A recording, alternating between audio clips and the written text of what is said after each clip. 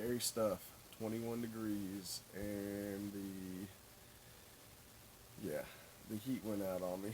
I tried a stupid little tower heater from Walmart, and it blew a fuse, which turned out all the AC power, which I very familiar with. So I searched everywhere and basically traced it down to the inverter. I bypassed the inverter and troubleshot the next day.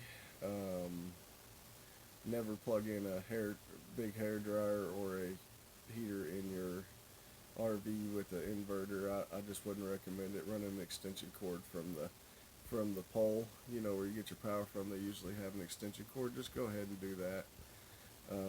Get you one of those extension cords and run it through the window. And if you got a furnace, you want to keep. If it's really cold outside, you want to keep it down low anyway, and you want to have a window. A furnace. Whenever you have the furnace on, you want to keep the window cracked. Well, anyway, it was a fuse. You trace it down from the battery. From the xantrex all the way back.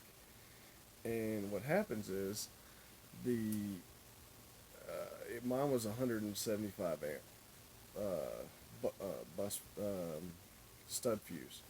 It should have been 300 amps. So obviously one heater is going to blow it. With my I had my convection oven on. So big no, you don't do that. You live, you learn. So what I ended up doing is buying a new fuse for $7.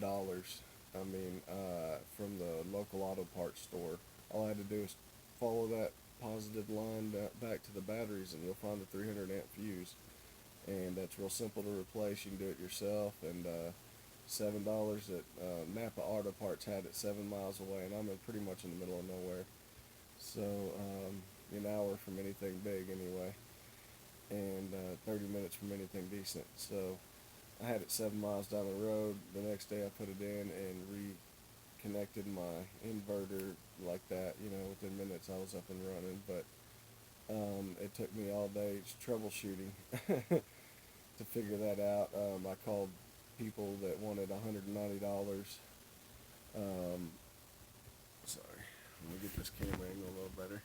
They wanted $190 on just to come out here, and I'm like, are you crazy? $190 trip fee, and then you start your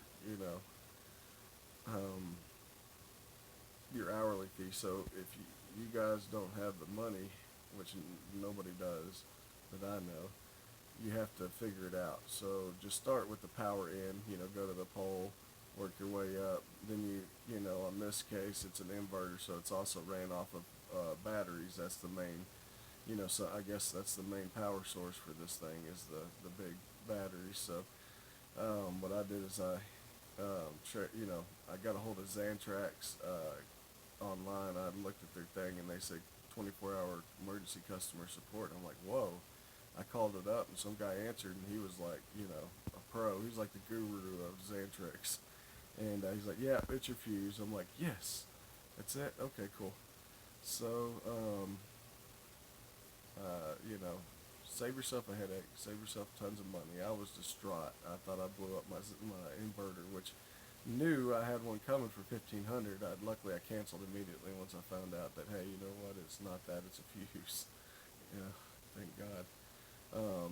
So, guys, check your power in. Always check your power in. It's real simple. Don't mess with AC unless you know what you're doing. But that DC is not going to hurt you. Follow that positive back and find that fuse. And I actually used a what's called, like the low voltage light bulb thing that you check. Put the low voltage on and the light lights up. So what I did is I connected it to ground, and I put it on one side of the fuse, and I was getting the light, that's the power in, and then the power out of that fuse was nothing. And I'm like, wow, okay, 175 amp fuse with nothing going through it. Obviously that's my problem. Well, my fault went away, my inverter lit back up, ACN's registering, and it's charging the batteries again. So crisis avoided. Again, thanks for watching, and subscribe.